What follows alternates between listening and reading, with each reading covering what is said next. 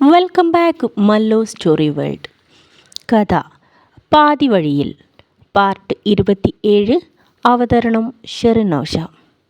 എന്താണ് കുട്ടി, ഞാൻ പറഞ്ഞതല്ലേ എനിക്കും ഭരതനും തമ്മിൽ ഇപ്പോൾ ഒരു ബന്ധവുമില്ല. ദയവ് ചെയ്ത് എന്നെ വെറുതെ വിട്ടേക്ക്. യമുനയുടെ മുഖത്ത് വല്ലാത്തൊരു ഭയം നിറഞ്ഞത് മഹേഷ് ശ്രദ്ധിച്ചു. പ്ലീസ് മാഡം, ഞങ്ങൾ ഒരിക്കലും നിങ്ങളെ ബുദ്ധിമുട്ടിക്കാനോ ഉപദ്രവിക്കാനോ വന്നതല്ല. ഞങ്ങൾക്ക് കുറച്ച് കാര്യങ്ങൾ ചോദിക്കാനുണ്ട്. അതിനുള്ള മറുപടി കിട്ടിയാൽ ഞങ്ങൾ വേഗം പോയിക്കോളാം. മനസ്സില്ലാ മനസ്സോടെയാണെങ്കിലും യമുന അവരെ അകത്തേക്ക് വിളിച്ചു. ഭരതനും നിങ്ങളും തമ്മിൽ എങ്ങനെയാണ് പരിചയം? മഹേഷ് അവളോടായി ചോദിച്ചു. ഉത്തരം പറയാൻ അവർക്ക് അല്പമൊരു ബുദ്ധിമുട്ടുള്ളതുപോലെ. മഹേഷ് ആ സ്ത്രീയുടെ നേരെ ഒരു കെട്ട് നോട്ടെടുത്ത് നിർത്തി. അത് കണ്ടതും യമുനയുടെ മനസ്സിൽ അല്പമൊരു ചായ്വ് വന്നു. യമുന അവർക്കരികിൽ ഒരു കസേരയിൽ വന്നിരുന്നു. ഭരതൻ എൻ്റെ ആരുമല്ല. ഭരതൻ ജോലി ചെയ്യുന്ന ഓഫീസിലെ ഗോഡൗണിലെ ഒരു തൊഴിലാളിയായിരുന്നു എൻ്റെ ഭർത്താവ് വാസുദേവൻ. എൻ്റെ ഭർത്താവ് ഒരു പാവം മനുഷ്യനായിരുന്നു. എനിക്ക് സുഖമില്ലാത്ത ഒരു മകളുണ്ട്. ആക്സിഡൻ്റായി കിടക്കുന്ന അവൾക്ക് ചികിത്സയ്ക്ക് ഒരുപാട് കാശിൻ്റെ ആവശ്യമുണ്ടായിരുന്നു. ദൈവദൂതനെ പോലെയാണ് ഒരിക്കൽ ഭരതൻ സാറും അദ്ദേഹത്തിൻ്റെ കൂട്ടുകാരൻ അലക്സി സാറും വാസുവേട്ടനെ കാണാൻ ഇവിടെ വന്നത്. അവർ ഞങ്ങളുടെ മകൾക്ക് ചികിത്സയ്ക്കായി ഒരു വലിയ തുക തന്നെ ഞങ്ങൾക്ക് തന്നു. ഞങ്ങളെ സഹായിച്ചു. ഞങ്ങളുടെ മകൾക്ക് ഒരു സർജറി കഴിഞ്ഞു. അവൾക്ക് കുറേയേറെ പ്രശ്നങ്ങൾ കൂടി ഉണ്ടായിരുന്നു. എങ്കിലും ഞങ്ങളേറെ സമാധാനിച്ചു. അവളെ ഞങ്ങൾക്ക് നഷ്ടപ്പെട്ടില്ലല്ലോ. എല്ലാം കഴിഞ്ഞപ്പോഴാണ് ഞങ്ങൾക്ക് ആ വലിയ അപകടം മനസ്സിലായത്. ഭരതൻ വീണ്ടും ഇവിടെ ഞങ്ങളെ കാണാൻ വന്നു. അവർ തന്ന പണത്തിന് പകരമായി ഓഫീസിൽ വലിയ രീതിയിലുള്ള തിരിമറി നടത്താൻ അവർ എൻ്റെ വാസുവേട്ടനെ ഉപയോഗിച്ചു. എല്ലാ കാര്യങ്ങളും ശരിയാക്കിയ അവർ കോടിക്കണക്കിന് രൂപ കമ്പനിയെ വെട്ടിച്ച് സ്വന്തമാക്കി. അതിനെല്ലാം ഒടുവിൽ വാസുവേട്ടനെ കുറ്റക്കാരനാണെന്ന് പറഞ്ഞ് പോലീസ് അകത്താക്കി. ഭരതനും അലക്സിയും അദ്ദേഹത്തെ പുറത്തിറക്കാൻ ശ്രമിച്ചില്ല. എനിക്കും സുഖമില്ലാതെ കിടക്കുന്ന എൻ്റെ മകൾക്കും ആരും ഇല്ലാതായി. ഞാൻ അവരുടെ കാല് പിടിച്ച് യാചിച്ചു. എൻ്റെ വാസുവേട്ടനെ പുറത്തിറക്കിത്തരാൻ ഞാൻ അവരോട് താണു കേണ് പറഞ്ഞു. എനിക്കും എൻ്റെ മകൾക്കും ജീവിക്കണ്ടേ. അതിനുവേണ്ടി ഞാൻ ഭരതനെ ചെന്ന് കണ്ട് സംസാരിച്ചു. എന്നാൽ അവിടെയും അയാൾ എന്നെ ചതിച്ചു. അയാൾ എന്നെ അവിടെ വച്ച് ഉപദ്രവിച്ചു. പോലീസിൽ പറഞ്ഞ് ഞാൻ പ്രശ്നമുണ്ടാക്കുമെന്ന് കരുതിയ അയാൾ വാസുവേട്ടനെ വിട്ടയക്കാൻ വേണ്ട എല്ലാ കാര്യങ്ങളും ചെയ്യാമെന്ന് എനിക്ക് വാക്ക് നൽകി. ഞാൻ നശിച്ചാലും എൻ്റെ ഭർത്താവ് രക്ഷപ്പെടുമല്ലോ എന്നോർത്ത് ഞാൻ അവരെ അനുസരിച്ചു. ഒരു വട്ടമല്ല, ഒരുപാട് വട്ടം അവരെന്നെ പലതും പറഞ്ഞു പറ്റിച്ച് ഒരുപാട് സ്ഥലങ്ങളിൽ കൊണ്ടുപോയി. എൻ്റെ മകൾക്കിനിയും ചികിത്സയ്ക്ക് വേണ്ടിയുള്ള പണം അവർ തന്നു. പക്ഷേ എൻ്റെ ഭർത്താവിനെ അവർ വിട്ടയച്ചില്ല. ഞാൻ വഞ്ചിക്കപ്പെട്ടു. യമുന കണ്ണുകൾ നിറച്ചുകൊണ്ട് അഭിരാമിയെയും മഹേഷിനെയും നോക്കി. ഇപ്പോഴെനിക്ക് ഭരതനുമായി ഒരു ബന്ധവുമില്ല. ഞാനും എൻ്റെ മകളും വളരെയധികം കഷ്ടപ്പെട്ടാണ് ഇപ്പോൾ ജീവിക്കുന്നത്. എന്നെ നിങ്ങൾ ഉപദ്രവിക്കരുത്. യമുന കൈകൾ കൂപ്പി നിന്നു. അഭിരാമി തൻ്റെ ഫോണിലുള്ള അലക്സിയുടെ ഫോട്ടോ യമുനയെ കാണിച്ചു. ചേച്ചി, ഈ ഫോട്ടോയിലേക്ക് നോക്കൂ. അലക്സി ഇന്ന് ജയിലിലാണ്. അവൻ ചെയ്ത പാപത്തിനുള്ള ശിക്ഷയാണ് അവൻ ഇന്ന് അനുഭവിക്കുന്നത്. യമുന ഫോണിലേക്ക് നോക്കി. അലക്സിയെ കയ്യിൽ വിലങ്ങണിയിച്ച് പോലീസ് ജീപ്പിലേക്ക് കയറ്റുന്ന ഫോട്ടോ ആയിരുന്നു അത്. അവൾക്ക് തൻ്റെ കണ്ണുകളെ വിശ്വസിക്കാൻ കഴിഞ്ഞില്ല. എന്നോടും എൻ്റെ കുഞ്ഞിനോടും ചെയ്ത ദ്രോഹത്തിൻ്റെ ശിക്ഷയാണ് ഇവന് കിട്ടിയത്. യമുന നെഞ്ചിൽ കൈവച്ചുകൊണ്ട് പറഞ്ഞു. അലക്സി ഏത് കാര്യത്തിനാണ് ജയിലിൽ പോയത്? അവനെ എന്തിനാണ് പോലീസ് അറസ്റ്റ് ചെയ്തത്? യമുന ഒരുപാട് സംശയങ്ങൾ അഭിരാമിയോട് ചോദിച്ചു. അവർക്ക് കാര്യങ്ങളെല്ലാം അഭിരാമി പറഞ്ഞു കൊടുത്തു. അഭിരാമി, അലക്സിയെപ്പോലെ തന്നെ ഒരു ദുഷ്ടനാണ് ഭരതനും.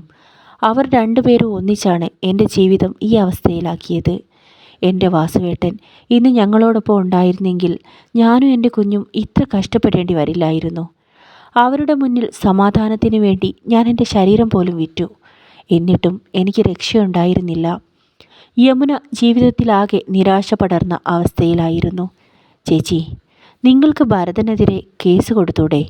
നിങ്ങളുടെ ഭർത്താവിനെ അവർ ചതിച്ചതാണെന്ന് നിങ്ങൾക്ക് തെളിയിക്കാൻ കഴിയില്ലേ? അഭിരാമി അവരോട് ചോദിച്ചു. തീർച്ചയായും എനിക്കതിന് കഴിയുമായിരുന്നു. അവർ വിളിച്ചതിനും കാര്യങ്ങളെല്ലാം സംസാരിച്ചതിനുമെല്ലാം എൻ്റെ കയ്യിൽ വ്യക്തമായ തെളിവുണ്ടായിരുന്നു. ഞാൻ എൻ്റെ ഭർത്താവിനെ രക്ഷപ്പെടുത്താൻ വേണ്ടി തയ്യാറായതുമാണ്. പക്ഷേ അവർ നമ്മൾ വിചാരിച്ചതിനേക്കാൾ ദുഷ്ടന്മാരാണ്.